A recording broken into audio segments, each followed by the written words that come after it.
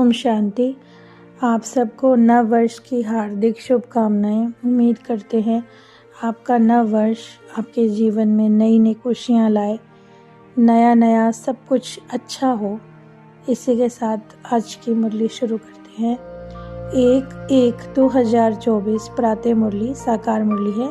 ओम शांति। बाप दादा, मीठे बच्चे तुम राज ऋषि हो, तुम्हें राजाई प्राप्त करने के लिए पुरुषार्थ करना है, साथ साथ दैवी गुण भी जरूर धारण करने हैं।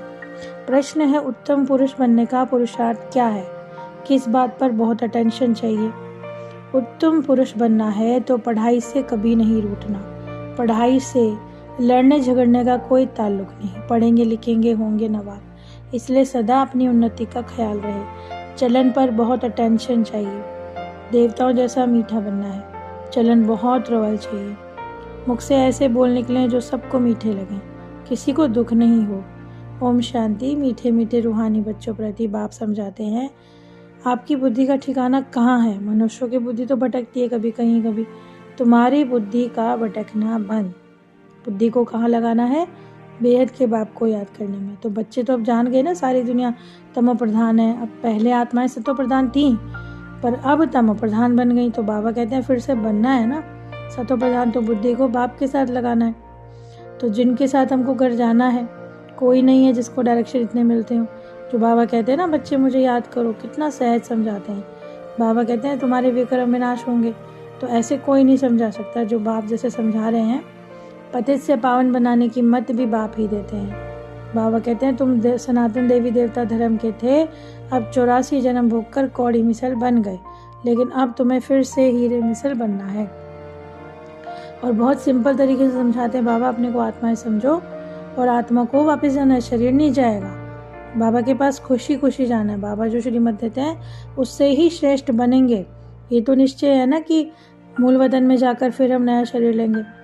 तो दैवी गुण भी धारण करने हैं, जिससे बहुत फायदा होगा।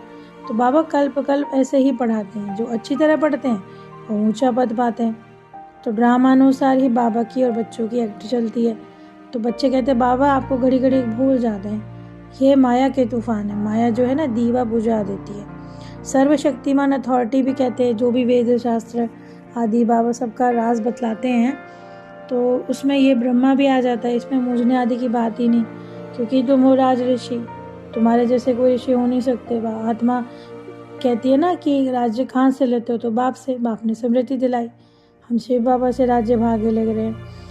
मनुष्य समझते भी हैं कि एक ज्योति में ज्योत समा जाए सारी, पर बाबा बताते हैं एक भी मनुष्य ज्योति में नहीं समा सकता। जितना याद में रहेंगे बल्कि उतनी खुशी होगी।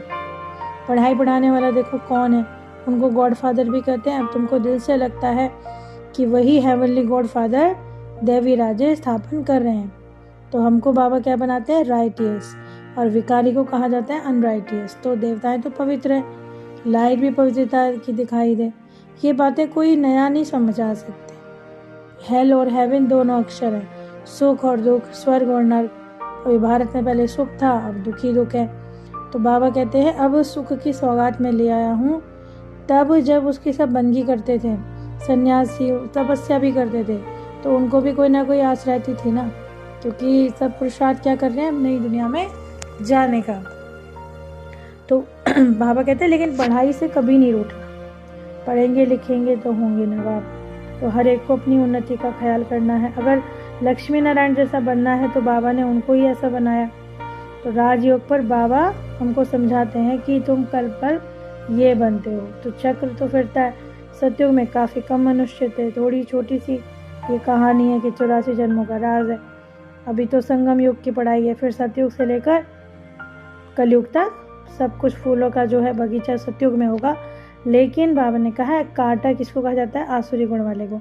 और हमें अपने में देखना है कि कहीं मेरे में कोई अवगुण तो नहीं रह गया, क्योंकि दैवी गुण धारण करने पड़ेंगे। सतयुग में चलना है तो प्योर बनना पड़ेगा ना।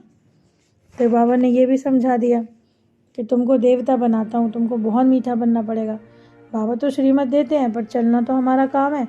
रास्ता बतलाना काम है बाबा का, लेकिन उसको हमें उस पर चलना होगा। तो दैवी गुण भी ज़रूर धारण करने। गृहस्थ व्यवहार नहीं छुड़वाते। बाबा कहते गृहस्थ व्यवहार में रहकर पवित्र बनो। कन्याओं के लिए तो अत्यधिक सहज है। फिर घर का भी संन्यास आदि करने की बात नहीं है।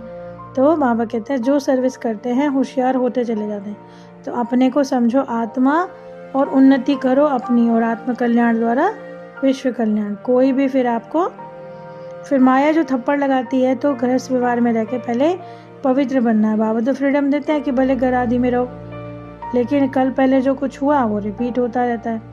तो जो इतनी लड़ाइयाँ आदि लगती हैं, मनुष्य मरते हैं, वो कल्प रिपीट होता रहता है, क्योंकि ड्रामा कभी कम और जास्ती नहीं होता। जैसे समय से जब पहले हुआ था ऐसे ही अब हो रहा है। बहुतों को सुख दिया golden spoon in the mouth, उससे भी कम है सिल्वर पीतल। अगर हमने अच्छी रीति धारण नहीं करे अपने अंदर दैवी गुण, तो हमारे कर्म फिर बुरे होते हैं। यानी अगर शरीर छूट जाए, तो अभी तो हम कहते ना कि अभी अपनी स्थिति देख सकते हो, बाबा पूछते हैं। तो बाबा ने कहा तुम्हारे आगे भगवान बैठे तुम्हें पढ़ा रहे हैं कि तुम्हें अपने आप की चलन देखनी चाहिए, क्योंकि टीचर भी स्टूडेंट की पढ़ाई से जान जाता है कि ये कितना ज्ञान में या योग में कितना कच्चा है। अगर हम गैलप करते रहे तो फिर जहाँ तहाँ फेल हो सकते हैं। तो बाबा ने क्या बतलाया है, एकदम पक्का कर दो कि बाबा ने जो स्मृति दिलाई है मुझे लायक बनना है। सृष्टि के आदि मध्य अंत का जो ज्ञान बाबा से लिया है और बाबा से सीखा है, उसका पूरा हमें यूज़ करना है। तो ये कैसे पता पड़े, आते जाते रहते हैं, नए भी निकलते हैं। फिर बाबा ने याद प्यार दिया, मीठे मीठे सीखे लेते बच्चों प्रति माता पिता बाप दादा का याद प्यार और गुड मॉर्निंग। रूहानी बाप की रूहानी बच्चों को नमस्ते। हम रूहानी बच्चों की रूहानी बाप दादा को याद प्यार, गुड मॉर्निंग और नमस्ते नमस्ते। शुक्रिया बाबा, शुक्रिया। धारणा के लिए मुख्य सार है, अपना देवी कैरेक्टर बनाना है, दैवी गुण धारण करके सर्व का कल्याण करना है, सबको सुख देना है। सतो प्रधान बनने के लिए बुद्धि बाप से लगानी है, बुद्धि को भटकाना नहीं है।